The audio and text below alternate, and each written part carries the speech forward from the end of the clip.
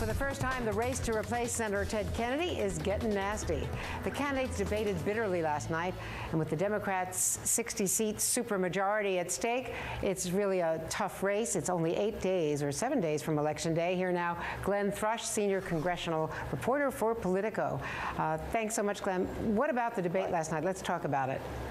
Well, it was pretty feisty. Martha Coakley has been accused by a lot of Democrats back home and here in Washington of being sort of laissez-faire and not really taking the action to Scott Brown, who's been a lot more aggressive.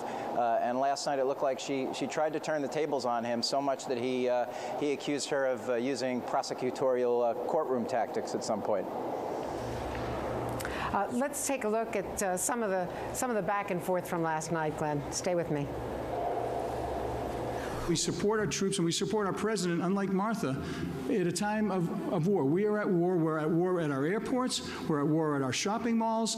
And I have to be honest with you, folks, and as you're listening, I'm scared. I think it's naive to think that we have the troops to send everywhere, and they are the best way to go after people who are terrorists, who disappear into the night, who do trainings, and who get on planes, frankly, with bombs in their shoes and other pieces of clothing.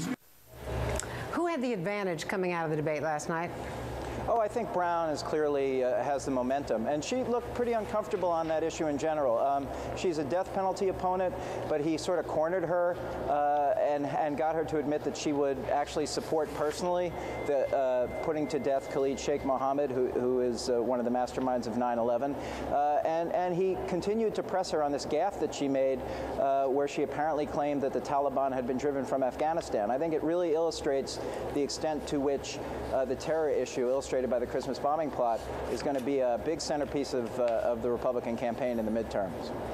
And as the President and First Lady arrive back at Andrews Air Force Base from, of course, their attendance at the funeral for Joe Biden's mother in Delaware, how important is this election result next week to the President and his whole agenda?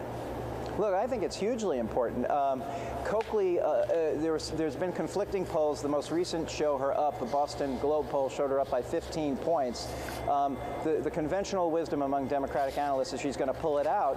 But if she doesn't pull it out by double digits, the Republicans and the Democrats today put in about $600,000 in ads. It's going to look really bad. And the other element here is, for whatever reason, Barack Obama has not been asked to come to Massachusetts to work on her behalf. Bill Clinton and John Kerry will, but not President Obama. That means that they don't think that she can pull it off, or they think it's so close that they don't want to risk his political reputation by having him go and campaign for a losing candidate. Exactly, or giving people the impression that they're so worried about this that they need him to come in. But it is being, I can tell you right now, there are a lot of nerves among Democrats about how this is going to shape up next week.